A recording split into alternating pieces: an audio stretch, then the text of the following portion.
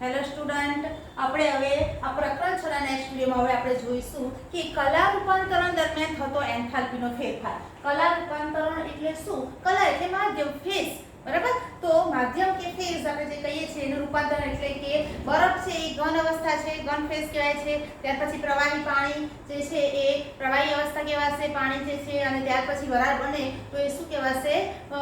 બાષ્પ, વરાળ જે છે એ વાયુ અવસ્થા કહેવાશે. તો આવી રીતે શું આવે છે કે ઘન, પ્રવાહી અને જે વાયુ જે છે એ ત્રણેય અવસ્થા છે એકબીજામાં રૂપાંતર થાય છે. શેની સાથે સંકળાયેલ છે? ઉષ્મા કે તાપમાન સાથે સંકળાયેલ છે. ઉષ્મા સાથે સંકળાયેલ છે તો ઉષ્મા એ શેનું વિધેય છે? તાપમાનનું વિધેય છે. તો આ જે અવસ્થા ફેરફાર થાય છે એ દરમિયાન થતો એન્ટ્રોપી ફેરફાર જો આપણે આજે ગણીએ તો તમારી બુક પ્રમાણે આપણે જોઈએ તો કીધું છે કે H2O સોલિડ જે છે શું છે? H2O સોલિડ છે એમાંથી H2O લિક્વિડ જે છે, H2O સોલિડ એટલે ઘન અવસ્થા, એમાંથી H2O લિક્વિડ બને છે.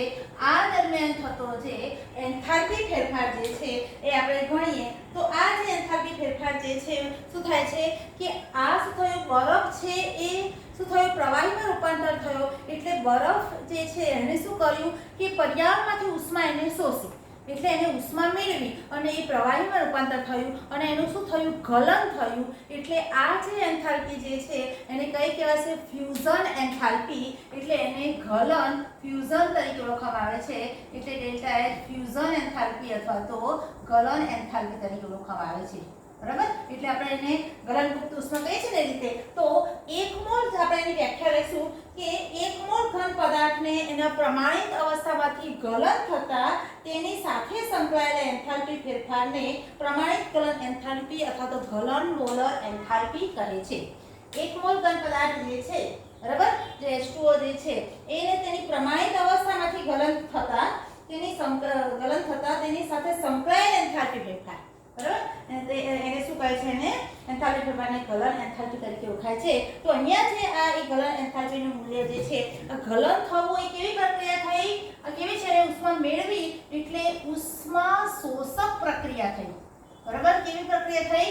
ઉષ્મા શોષક પ્રક્રિયા થઈ. અને ઉષ્મા શોષક પ્રક્રિયા છે અને આમાં જે એન્થાલ્પીનો ફેરફાર જે છે એ કેવો છે? 6 કિલો જૂલ પ્રતિ મોલ છે. બરાબર? મેં બુકમાં આપ્યું છે એ પ્રમાણે જોઈશું કે ગલન 6 કિલો જૂલ પ્રતિ મોલ છે. આ એનું માપ છે. બરાબર? Fusion enthalpy. ત્યાર પછી કીધું છે કે આ જે પાણી જે છે એ લિક્વિડમાંથી શું બનશે? ગેસ. હવે H2O લિક્વિડ છે એમાંથી શું બનાવવું છે? H2O gas. બરાબર? તો પ્રવાહી અવસ્થામાંથી વાયુ અવસ્થામાં જાય છે. તો આ પ્રક્રિયા પણ કેવી છે? ઉષ્મા શોષક પ્રક્રિયા છે. આ પણ કેવી છે? ઉષ્મા શોષક પ્રક્રિયા છે. અને અહીંયા પણ H2O લિક્વિડ જે છે એ ઉષ્મા મેળવીને શેમાં ફેરવાશે? H2O ગેસમાં મેળવાય છે. એટલે 1 મોલ પ્રવાહીને અચળ અને તાપમાન અચળ રાખવામાં આવે છે. તો 1 મોલ પ્રવાહીને અચળ તાપમાને અને અચળ દબાણ હેઠળ, દબાણ કેવું છે? અચળ દબાણ, 1 બાર દબાણ જે છે એ દબાણ છે. તો 1 મોલ વાયુ જે છે, 1 મોલ પ્રવાહી છે એને અચળ તાપમાને અચળ દબાણે એ બાષ્પાયન કરવા માટે જરૂરી ઉષ્માની પ્રમાણિત બાષ્પાયન એન્થાલ્પી કહે છે અથવા તો મોલર બાષ્પાયન એન્થાલ્પી તરીકે ઓળખવામાં આવે છે. અને આ મોલર એટલે કે વેપર એન્થાલ્પી કહેવાશે 1 મોલ પદાર્થ જે છે. અને અહીંયા H2O લિક્વિડ જે છે એની જે બાષ્પાયન એન્થાલ્પી જે છે, H2O લિક્વિડ 1 મોલ પદાર્થ જે છે એને શું કહેવામાં આવે છે? એના શું કે બાષ્પમાં ફેરવવા માટે જરૂરી એન્થાલ્પીને શું કહે છે? મોલર બાષ્પાયન એન્થાલ્પી. તો આ જે બાષ્પાયન એન્થાલ્પી આવે છે એને કઈ એન્થાલ્પી કહેવાય? એન્થાલ્પી છે કઈ? આ લિક્વિડમાં શું થયું? વરાળ ગેસમાં રૂપાંતર એટલે વેપર એન્થાલ્પી કહેવાશે. તો વેપર એન્થાલ્પી ડેલ્ટા H કેટલી છે? 40 પોઈન્ટ સમથિંગ છે, 40.79 કિલો જૂલ પ્રતિ મોલ છે. બરાબર? કિલો જૂલ પ્રતિ મોલ છે. તો આપણે શું છે? ધન મૂલ્ય છે. કેમ કે ઉષ્મા શોષાય, ઉષ્મા છૂટી થતી હોય તો એન્થાલ્પી કેવું આવે? ઋણ મૂલ્ય આવે. તો આ પણ કેવી પ્રક્રિયા છે? ઉષ્મા શોષક પ્રક્રિયા છે. હવે ત્યાર પછી આપણે કહીએ કે જો ઉર્ધ્વપાતન થતું હોય, બરાબર, ઉર્ધ્વપાતન થતું હોય તો શું કીધું છે? પ્રમાણિત ઉર્ધ્વપાતન એન્થાલ્પી કહેવાય એને. ત્યારે 1 મોલ ઘન પદાર્થ અચળ તાપમાને દબાણે સીધું 1 મોલ દબાણે ઉર્ધ્વપાતન થાય તો તે દરમિયાન એન્થાલ્પી ફેરફાર જે છે એને શું કહે છે? ઉર્ધ્વપાતન એન્થાલ્પી. 1 મોલ ઘન પદાર્થ જે છે એ શું કરશે? સીધો સોલિડમાંથી, તમે કપૂર જે છે, કપૂરને શું કરશો? બાળો છો, સોલિડ સીધો પ્રવાહી થાય તો સીધો શું બાષ્પીભવન થઈ જાય છે તો એ કઈ એન્થાલ્પી કહેવાય? ઉર્ધ્વપાતન એન્થાલ્પી. એવી રીતે 1 મોલ ઘન પદાર્થને સીધો 1 મોલ જે શું કહેવાય વરાળમાં રૂપાંતર કરવા માટે જે એન્થાલ્પી વપરાય છે એને શું કહે છે? ઉર્ધ્વપાતન એન્થાલ્પી. અને સબ્લિમેશન એન્થાલ્પી તરીકે ઓળખવામાં આવે છે.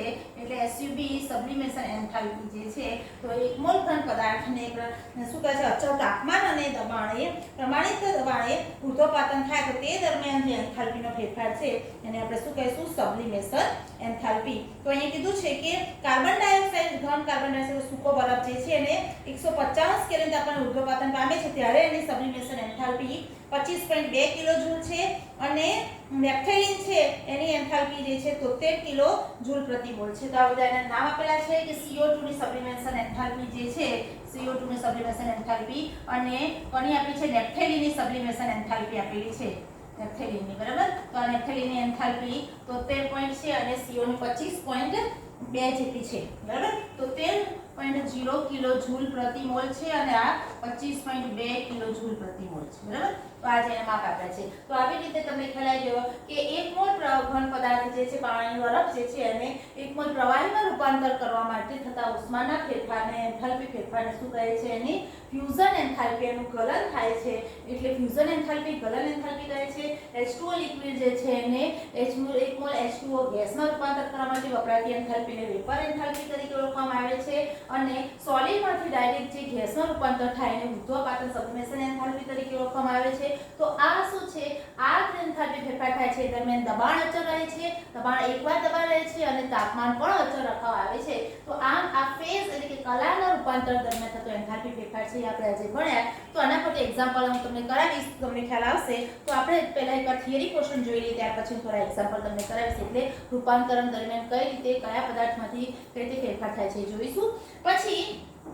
ત્યાર પછી આવે છે પ્રમાણિત સર્જન એન્થાલ્પી. તો પ્રમાણિત સર્જન એન્થાલ્પીની વાત કરીએ તો સર્જન એટલે બનવું બરાબર.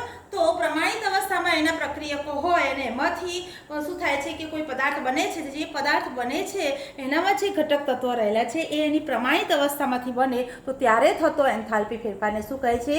પ્રમાણિત સર્જન એન્થાલ્પી. જે શું પ્રમાણિત સર્જન એન્થાલ્પી મેં તમને કીધું એ જ પ્રમાણે 1 મોલ પદાર્થ તેના તત્વો એના જે તત્વો જે છે ને એ કે જે સ્થાયી અવસ્થામાં છે તેમાંથી રચાય છે એટલે કે સંદર્ભ અવસ્થામાં છે એટલે 25°C તાપમાન એટલે એકવાર દબાણે જે એની સ્થાયી અવસ્થા છે એમાં હોય છે ત્યારે થતો એન્થાલ્પીનો ફેરફારને શું કહે છે? પ્રમાણિત સર્જન અથવા તો મોલર એન્થાલ્પી સર્જન મોલર એન્થાલ્પી કહે છે. તો પદાર્થ કેટલો લીધો છે? 1 મોલ પદાર્થ. સમજો અંદર આ વાક્ય પર ખૂબ ભાર મૂકવાનો છે કે 1 મોલ પદાર્થ જે છે બરાબર. જો કદાચ 1 મોલ નહીં હોય તો એ શું થઈ જશે? પ્રક્રિયા એન્થાલ્પી બની જશે બરાબર. તો ઉદાહરણ આપું છું કે પાણી H2O જે છે તો H2O તો આ 1 મોલ છે અને આગળ જો સહગુણક કેટલો છે? 1 છે. એટલે આ 1 મોલ પદાર્થ એના ઘટકો એટલે હાઇડ્રોજન ઓક્સિજનથી પાણી બને છે તો એના ઘટકો જે છે કે જે સ્થાયી અવસ્થામાં કે સંદર્ભ અવસ્થામાં છે તો હાઇડ્રોજન 25°C તાપમાને એકવાર દબાણે એની સ્થાયી અવસ્થા કઈ ધારણ કરે છે? ગેસ. તો H2 ગેસ, ઓક્સિજન છે એ પણ કઈ છે? ગેસ. તો એમાંથી બંનેના સંમિશ્રણ બને છે ભાગ કેટલો બને છે? 1 મોલ ઘન પદાર્થ. ત્યારે જે એન્થાલ્પી ફેરફાર જે છે એને શું કહે છે? ડેલ્ટા H જે છે એ પ્રમાણિત સર્જન એન્થાલ્પી ફોર્મેશન એન્થાલ્પી પણ કેવી કહેવાશે? પ્રમાણિત સર્જન એન્થાલ્પી તરીકે ઓળખવામાં આવે છે. તો આ જે પ્રમાણિત સર્જન એન્થાલ્પી છે ઉપર આવી જશે સાઈન આવું આવશે અને એ કેટલી છે? પાણીની -285.8 એટલે ઉષ્મા કેવી છે? પ્રક્રિયા ઉષ્મા ક્ષેપક પ્રક્રિયા છે. અને એવી રીતે CH પર મિથેનનો જે એક અણુ બને છે તો મિથેનના અણુમાં જે ઘટકો રહેલા છે કાર્બન અને હાઇડ્રોજન છે. કાર્બન જે છે એની સ્થાયી અવસ્થા જે છે સોલિડ અવસ્થા છે અને એના ઘણા રૂપો છે એમાંથી ગ્રેફાઇટ જે છે એનું શું કહેવાય છે?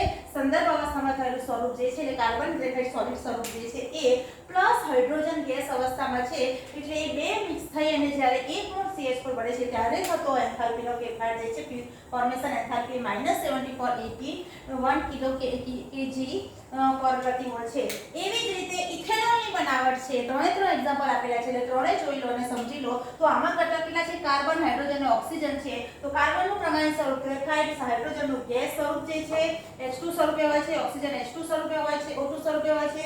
તો આ ત્રણે પ્રમાણિત સ્વરૂપમાંથી જ્યારે 1 મોલ ઇથેનોલ બને છે ત્યારે થતો એન્થાલ્પી ફેરફાર જે છે એને શું કહે છે? ફોર્મેશન એન્થાલ્પી પ્રમાણિત ફોર્મેશન એન્થાલ્પી ફેરફાર તરીકે ઓળખવામાં આવે છે અને એ છે -277.7 કિલોજૂલ.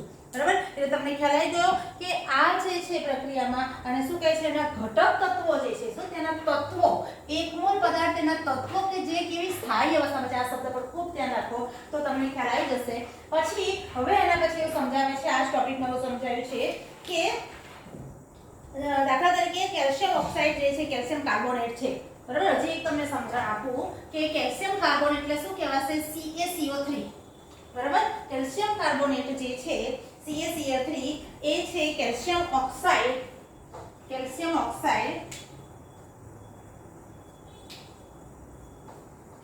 ઓક્સાઇડ અને સોલિડ સ્વરૂપે હોય છે વત્તા CO2 જે છે ગેસ છે એમાંથી CaCO3 કેલ્શિયમ કાર્બોનેટ જે છે એ બને છે. તો આ કેલ્શિયમ કાર્બોનેટ જ્યારે બને છે ત્યારે જે એન્થાલ્પી ફેરફાર ફોર્મેશન એન્થાલ્પી આવે છે એ કેટલી છે -178.3 કિલોજૂલ પ્રતિ મોલ છે. કેટલું છે -178.3 કિલોજૂલ.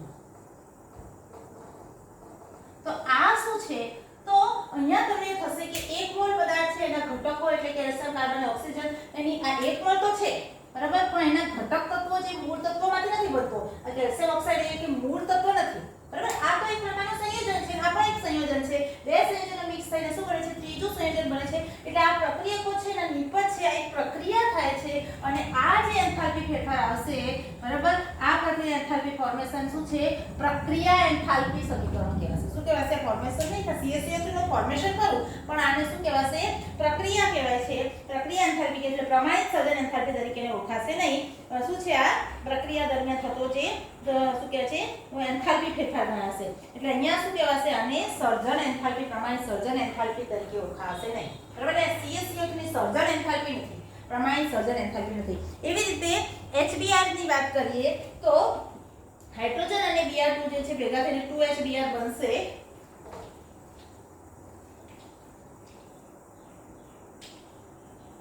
હાઇડ્રોજન વત્તા બ્રોમિન બરાબર Br2.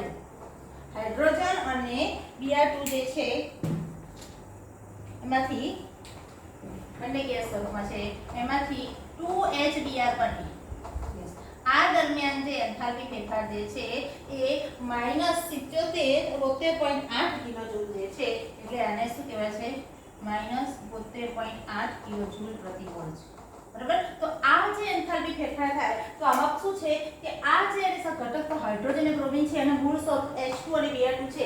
પ્રમાણિત અવસ્થા સંદર્ભ અવસ્થામાં રહેલા એના ઘટક તત્વોનું સ્વરૂપ છે પરંતુ બનતો HBr કેટલો છે 2 મોલ છે.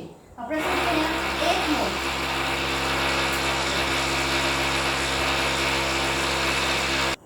તો અહીંયા જે HBr કેટલા છે 2 મોલ છે એટલે આ એની પ્રમાણિત સર્જન એન્થાલ્પી નહીં કહેવાય પરંતુ શું કહેવાશે પ્રક્રિયા એન્થાલ્પી કહેવાય છે બરાબર. તો હવે વાત એ છે કે પ્રક્રિયા એન્થાલ્પીમાં જ્યારે શું છે કોઈ પણ પ્રક્રિયા એન્થાલ્પી હોય કે પ્રમાણિત સર્જન એન્થાલ્પી હોય તો એના પરથી આપણે શું કરી શકીએ છીએ કે કોઈ પ્રક્રિયા થાય છે અથવા તો કોઈ પદાર્થ બને છે ત્યારે એમાં ઉષ્મા આપવી કે ઉષ્મા કેવું એના માટે પરિસ્થિતિનું આયોજન કરવું કે એમાં ઉષ્મા આપવી પડશે કે એમાંથી ઉષ્મા ખેંચવી પડશે. તો એ આયોજન કરવા માટે આપણે આ પ્રક્રિયા એન્થાલ્પી અથવા સમીકરણ અથવા તો પ્રમાણિત સર્જન એન્થાલ્પી સમીકરણ પરથી આપણે કહી શકીએ કે એવા પ્રક્રિયા ઉષ્મા શોષક છે કે ક્ષેપક બરાબર. પણ જ્યારે કોઈ પણ તત્વ જે છે એ પ્રમાણિત સર્જન અવસ્થામાં હોય છે ત્યારે પ્રમાણિત અવસ્થામાં એનો એન્થાલ્પી જે સંદર્ભ અવસ્થામાં એન્થાલ્પી ફેરફાર કેવો હોય છે હંમેશા શૂન્ય હોય છે. તેની એન્થાલ્પી કેવી હોય છે શૂન્ય હોય છે. તો જ્યારે પ્રક્રિયા સમીકરણ આપણે લખીએ કોઈ પણ પ્રક્રિયા માટે કે આપણે ફોર્મ્યુલાની કોઈ પ્રક્રિયા છે દાખલા તરીકે CaCO3 જે છે એની પ્રક્રિયા આપણે લખીએ તો CaCO3 જે છે બનાવવો છે આપણે તો એમાં કુલ પ્રક્રિયાની આપણે એન્થાલ્પી પ્રક્રિયા કેવી છે ઉષ્માક્ષેપક કે ઉષ્માક્ષેપક એ જાણવું છે. તો પ્રક્રિયા દરમિયાન કેવી પરિસ્થિતિ આપણે તૈયાર કરવી પડશે તો CaCO3 જે છે એ પ્રક્રિયા થાય છે CaCO3 સોલિડ એમાંથી શું બને છે CaCO3 સોલિડ છે એમાંથી CaO વત્તા CO2 ગેસ બરાબર. CaO સોલિડ આ જે પદાર્થ જે છે આ પ્રક્રિયા છે બરાબર. CaCO3 માંથી કેલ્શિયમ ઓક્સાઇડ અને કાર્બન ડાયોક્સાઇડ બને છે. તો અહીંયા શું કીધું છે કે આ પ્રક્રિયા થાય છે ત્યારે પ્રક્રિયા એન્થાલ્પી આપણે ગણવી હોય તો પ્રક્રિયા એન્થાલ્પી આપણે કઈ રીતે ગણીએ છીએ કે નિપજો છે એના પ્રક્રિયકોના નિપજોના શું કહેવાય એન્થાલ્પીનો સરવાળો માઈનસ પ્રક્રિયકોની એન્થાલ્પીનો સરવાળો એટલે પ્રક્રિયા એન્થાલ્પી આપણે કઈ રીતે ગણીએ છીએ સિગ્મા ઓફ શું લખીએ ai ઇન્ટુ શું છે નિપજો જે છે એની એન્થાલ્પીનો સરવાળો માઈનસ શું કરવામાં આવે છે પ્રક્રિયકો જે છે એની એન્થાલ્પીનો સરવાળો, બરાબર આવું કરીએ છીએ। તો આ જે પ્રક્રિયા એન્થાલ્પી આ પ્રક્રિયા માટે આપણે ગણવી હોય તો શું કરીશું સરવાળો નિપજ તરીકે શું છે કેલ્શિયમ ઓક્સાઇડ અને કાર્બન ડાયોક્સાઇડ છે। તો આપણે શું કરીશું કે બંનેના સહગુણકો આપણે જોઈએ તો સહગુણકની જે પ્રક્રિયા સંતુલનમાં છે એટલે આગળ કોઈ સહગુણક મૂકવાનો છે નહીં, બરાબર। તો કેલ્શિયમ ઓક્સાઇડ જે છે એની એન્થાલ્પી કેટલી છે તો આપણે એન્થાલ્પી શું કરીશું કેલ્શિયમ ઓક્સાઇડ એટલે જે કેલ્શિયમ ઓક્સાઇડ જે છે એની ફોર્મેશન એન્થાલ્પી, બરાબર એટલે formation enthalpy of calcium oxide plus formation enthalpy of શું આવશે CO2 ની એન્થાલ્પી, બરાબર અને બ્રેકેટમાં માઈનસ શું આવશે નિપજ તરીકે કેલ્શિયમ કાર્બોનેટ છે એટલે શું આવશે ફોર્મેશન એન્થાલ્પી ઓફ CaCO3, બરાબર। તો આવી રીતે કરશું તો આ પ્રક્રિયાની એન્થાલ્પી આપણે ગણી શકીશું। તો તમને એક્ઝામ્પલ આવશે ત્યારે એક્ઝામ્પલમાં તમારે શું કરવાનું હોય છે કે આવી રીતે પ્રક્રિયા એન્થાલ્પી તમારે શોધવાની હોય તો તમે જે તે ઘટકો જે છે એમાં પ્રક્રિયામાં ભાગ લેતા એ દરેકની ફોર્મેશન એન્થાલ્પી જે છે એના રીતે વાત કરી નાખીએ તો શું મળશે પ્રક્રિયાની એન્થાલ્પી તમને મળશે। આપણે આને લગતા એક્ઝામ્પલ બધા ગણાવીશું પણ અત્યારે હું તમને આ થિયરી ક્વેશ્ચન તરીકે સમજાવું છું તો સમજી લેજો। પછી કીધું છે કે જ્યારે આ જે પ્રક્રિયા છે એમાં ગણતરી કરીને મૂલ્યો આપ્યા છે અને ગણતરી કરીને મૂલ્યો કરશું તો 178.3 કેટલું આવે છે તે પ્રક્રિયા એન્થાલ્પી 178.3 કિલો જૂલ પ્રતિ મોલ આવે છે, બરાબર। આનો મતલબ શું થાય છે કે કેલ્શિયમ કાર્બોનેટમાંથી કેલ્શિયમ ઓક્સાઇડ અને કાર્બન ડાયોક્સાઇડ બને છે ત્યારે શું થાય છે આ ધન મૂલ્ય છે એટલે ઉષ્મા છૂટી પડે છે। શું થાય છે આ ધન મૂલ્ય છે એટલે શું થાય છે સોરી વિગ્રહની પ્રક્રિયા છે એ કેવી છે ઉષ્મા શોષક પ્રક્રિયા છે, સોરી આ ઉષ્મામાં ઉમેરાય છે, બરાબર। આ પ્રક્રિયા એન્થાલ્પી કેવી છે ઉષ્મા શોષક નથી, શોષક હોય તો ઉમેરાય છે, ક્ષેપક હોય તો શું થાય છૂટી થાય એટલે માઈનસ આવે, એ માઈનસ નથી પ્લસ છે એટલે ઉષ્મામાં ઉમેરાય છે। એટલે કેલ્શિયમ કાર્બોનેટમાંથી કેલ્શિયમ ઓક્સાઇડ અને કાર્બન ડાયોક્સાઇડ બને છે ત્યારે શું થાય છે અંદર ઉષ્મા શોષાય છે એટલે ઉષ્મા એમાં ઉમેરાય છે, બરાબર। તો આ જે પ્રક્રિયા જે છે એમાં ડેલ્ટા એ ધન છે એટલે ઉષ્મા ઉમેરવી પડે, ઉષ્મા શોષક પ્રક્રિયા છે એટલે નિપજ મેળવવા માટે શું કરવામાં આવે છે અહીંયા કે વિઘટનની પ્રક્રિયા કેવી છે ઉષ્મા શોષક છે એટલે નિપજ ઈચ્છિત નિપજ મેળવવા માટે એને પદાર્થને શું કરવો પડશે અને ગરમ કરવો પડશે, બરાબર। ઉષ્મા શોષે છે એટલે ગરમી આપશો, ભૂખ લાગી છે તો એને આપવી પડે પણ ઉષ્મા ક્ષેપક પણ તમે ઓલરેડી ઉષ્મા આપો તો પછી પ્રતિગામી દિશામાં પ્રક્રિયા થાય એટલે આ પ્રક્રિયા ઉષ્મા શોષક છે એટલે તમે ઈચ્છિત નિપજ મેળવવા માટે એને શું કરવું પડશે ગરમ કરવું પડશે। એટલે પ્રક્રિયા કેવી છે તમને ગરમ કરવું પડશે, ઉષ્મા આપવી પડશે કે ઠંડુ વાતાવરણ પેદા કરવું પડશે, ઉષ્મા શોષવી પડશે, આ બધું આપણે આ પ્રક્રિયા એન્થાલ્પી પરથી નક્કી કરી શકીએ છીએ। તો આમ આપણે પ્રક્રિયા એન્થાલ્પી જે છે એ આવી રીતે પ્રક્રિયા એન્થાલ્પી શોધવાથી આપણે પ્રક્રિયામાં કઈ પરિસ્થિતિનું સર્જન કરવું એનો આપણને ખ્યાલ આવે છે। તો ઔદ્યોગિક રીતે જ્યારે આ પ્રક્રિયા કરવામાં આવે છે ત્યારે કેવી રીતનું એ પ્રક્રિયાનું જે શું કહેવાય છે પ્રણાલી જે છે એની આસપાસ કેવું વાતાવરણ રાખવું એનો આપણને ખ્યાલ આવે છે, એટલા માટે પ્રક્રિયા સમીકરણ જે છે એ ખૂબ ઉપયોગી છે, બરાબર। ત્યાર પછી આવે છે ઉષ્મા રાસાયણિક સમીકરણો, બરાબર। તો હવે આપણે જોઈશું કે ઉષ્મા રાસાયણિક સમીકરણો જે છે શું છે તો એમાં પણ એ રીતે છે પ્રક્રિયા ગણવાનું છે એન્થાલ્પી ગણવાની હોય છે। ઉષ્મા રાસાયણિક સમીકરણ કોને કહે છે તો ઉષ્મા રાસાયણિક સમીકરણ એટલે એવું સમતોલિત સમીકરણ કે જેમાં શું હોય છે પ્રક્રિયા એન્થાલ્પીના મૂલ્યનો સમાવેશ થાય તો એવું આ સમતોલિત સમીકરણને શું કહે છે ઉષ્મા રાસાયણિક સમીકરણ, બરાબર। સામાન્ય સમીકરણ આપેલું તમે કહો રાસાયણિક સમીકરણ છે પરંતુ જો એની સાથે એન્થાલ્પીનું મૂલ્ય આપેલું હોય તો શું કહેવાય ઉષ્મા રાસાયણિક સમીકરણ છે એવું કહેવાય કારણ કે ઉષ્માના ફેરફારના મૂલ્યો આપેલા છે, બરાબર। તો આ પ્રક્રિયા એન્થાલ્પીના જો મૂલ્યનો સમાવેશ થતો હોય તો આવા સમીકરણને શું કહે છે ઉષ્મા રાસાયણિક સમીકરણ કહે છે। અને અહીંયા જે ઉષ્મા રાસાયણિક સમીકરણ દર્શાવ્યામાં જે પ્રક્રિયકો કે નિપજ છે એની અવસ્થા પણ નિર્દેશિત કરેલી હોવી જોઈએ, બરાબર। ભૌતિક અવસ્થા છે એ પણ નિર્દેશિત કરીએ છીએ તો આ ઉદાહરણ આપ્યું છે અને આ શું સૂચવે છે કે જે ઋણ સંજ્ઞા જે પ્રક્રિયા આવે છે એ શું દર્શાવે છે કે પ્રક્રિયા ઉષ્મા ક્ષેપક છે, બરાબર।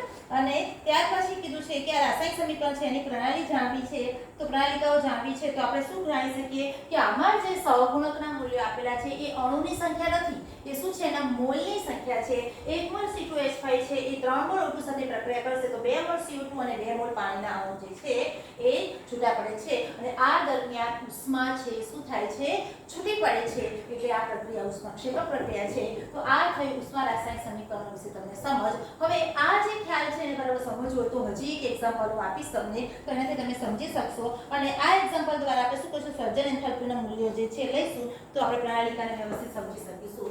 તો હવે એક બીજું ઉદાહરણ જે છે એ જોઈએ। Fe2O3 જે છે બરાબર સોલિડ સ્વરૂપે હોય છે 3 મોલ હાઇડ્રોજન સાથે પ્રક્રિયા કરે છે। Fe2O3 એ 3 મોલ હાઇડ્રોજન સાથે પ્રક્રિયા કરે છે ત્યારે શું થાય છે કે 3 મોલ હાઇડ્રોજન એટલે 2 મોલ Fe અને 3 મોલ H2O બહાર પડે છે। 2 મોલ Fe સોલિડ અને 3 મોલ H2O લિક્વિડ છે બહાર પડે છે બરાબર। અને ખ્યાલ આવી ગયો હવે જો સમીકરણ એકદમ બેલેન્સ થયેલું છે તો આ પ્રક્રિયા સમીકરણ શું છે બેલેન્સ થયેલું છે। આ પ્રક્રિયા સાથે જે એન્થાલ્પીનો ફેરફાર જે છે તો પ્રમાણિત સર્જન એન્થાલ્પી જે છે એના ઉપયોગ દ્વારા આપણે પ્રક્રિયા એન્થાલ્પી આપણે ગણી શકીએ। તો જે પ્રમાણિત સર્જન એન્થાલ્પી તો પ્રક્રિયા એન્થાલ્પી ગણવી છે તો આપણે પ્રક્રિયા એન્થાલ્પી કઈ રીતે ગણીશું તો આ પ્રક્રિયા જે છે પ્રક્રિયાની એન્થાલ્પી એ શું થશે પ્રમાણિત પ્રક્રિયા એન્થાલ્પી બરાબર। પ્રક્રિયા પ્રમાણિત એન્થાલ્પી અથવા તો પ્રમાણિત પ્રક્રિયા એન્થાલ્પી જે છે તો અહીંયા જે પ્રક્રિયાની એન્થાલ્પી જે છે ગણીશું તો શું કરીશું કે શું આવશે પહેલા પ્રક્રિયકો જે છે અને નિપજો છે એ બંનેની જે પ્રક્રિયકો અને નિપજો છે એ બંનેનું શું કહેવાશે જેની ફોર્મેશન એન્થાલ્પી છે એને ફોર્મેશન એન્થાલ્પીનો તફાવત લેશો સર્જન એન્થાલ્પીનો તો અહીંયા તમને રકમમાં એ આપેલું જ હોય કે ફોર્મેશન એન્થાલ્પી H2O લિક્વિડ જે છે એ આપેલી છે એટલે તમે જ્યારે એક્ઝામ્પલ ગણશો ત્યારે પણ આપશે એટલે ફોર્મેશન એન્થાલ્પી ઓફ શું કીધું છે ફોર્મેશન એન્થાલ્પી ઓફ H2O જે લિક્વિડ જે છે બરાબર H2O કેટલી આપી છે એ પણ આપેલી છે અને ત્યાર પછી ફોર્મેશન એન્થાલ્પી Fe2O3 જે સોલિડ જે છે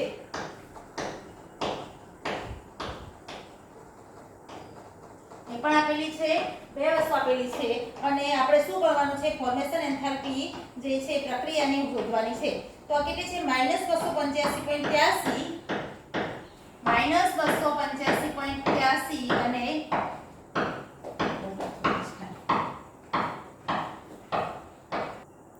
એટલે જે ફોર્મેશન એન્થાલ્પી જે છે H2O ની કેટલી કીધી -285.3 કિલોજૂલ પ્રતિ મોલ છે અને ફોર્મેશન એન્થાલ્પી ઓફ Fe2O3 જે સોલિડ સ્વરૂપે છે જે આ જે છે સોલિડ સ્વરૂપે એની એન્થાલ્પી આપેલી છે -824.2 કિલોજૂલ પ્રતિ મોલ અને H2 જે છે અને Fe છે Fe એ એના પ્રમાણિત અવસ્થામાં સોલિડ અવસ્થામાં હોય છે હાઇડ્રોજન ગેસ અવસ્થામાં હોય છે એટલે બંનેની કોઈ પણ તત્વની મેં તમને આગળ પણ સમજાવ્યું કે તત્વની તેના પ્રમાણિત અવસ્થામાં જે એન્થાલ્પી હોય છે એ કેવી હોય શૂન્ય હોય છે એટલે આ બંને તત્વ Fe છે સોલિડ સ્વરૂપે છે હાઇડ્રોજન એ ગેસ સ્વરૂપે એની પ્રમાણિત અવસ્થામાં છે એટલે એની ફોર્મેશન એન્થાલ્પી શું લખવામાં આવે છે શૂન્ય લખવામાં આવે છે એટલે આ બંને શું છે શૂન્ય આપેલી છે। હવે આ શૂન્ય તમારી બુકમાં ઘણી વખત એક્ઝામ્પલ વખતે ના આપ્યું હોય તો તમારે સમજી લેવાનું કે બે જ આપી છે નથી આપીનો મતલબ કે આપણે જરા યાદ કરીને જોવાનું કે એ પ્રમાણિત અવસ્થામાં છે તો એની શૂન્ય હશે બરાબર। તો હવે જ્યારે આ પ્રક્રિયા જે છે સમગ્ર પ્રક્રિયા જે છે આ પ્રક્રિયાની રિએક્શન એન્થાલ્પી પ્રક્રિયા એન્થાલ્પી આપણે ગણવી છે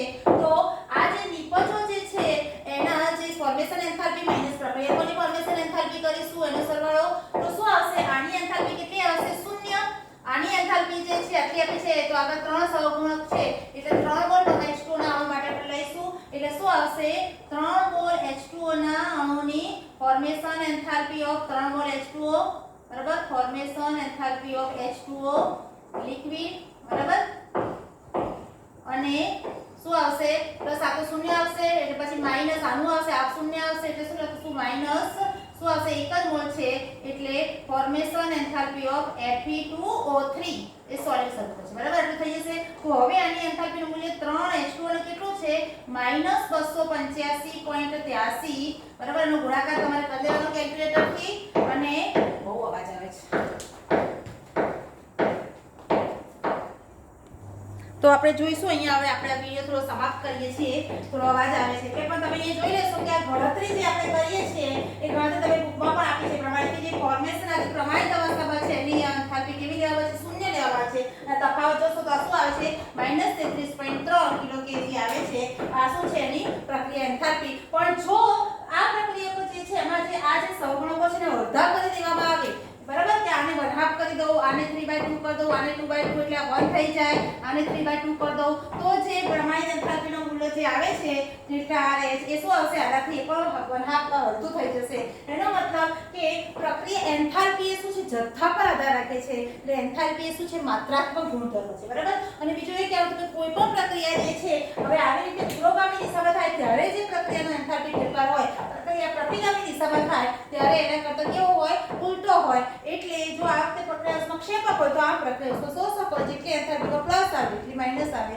તો આ એક ખાસ બાબત છે જે તમારી બુકમાં પણ આપી છે અને ત્યાર પછી હવે જે આવે છે તમારે હેલ્સનો ઉષ્મા સંકલનનો નિયમ તો એ હવે આપણે નેક્સ્ટ વિડિયોમાં જોઈશું અને અહીંયા આપણે આ વિડિયો સમાપ્ત કરીએ છીએ થોડો આ મારા વિડિયો દરમિયાન થોડોક તમને બહારથી થોડોક અવાજ આવે છે એટલે હું આ વિડિયો અહીંયા જલ્દીથી સમાપ્ત કરું છું અને નેક્સ્ટ વિડિયો થોડો આપણે શાંતિથી કરીશું પણ લગભગ મને એવું લાગે છે કે મારો બધો અવાજ જે છે તમારી સુધી પહોંચ્યો જ હશે અને સ્પષ્ટ તમને ખ્યાલ આવી ગયો છે તમે જોડે બુક લઈને આ સમજશો મારી સાથે તો તમને વધારે સરસ રીતે સમજણ પડશે thank you for cooperating thank you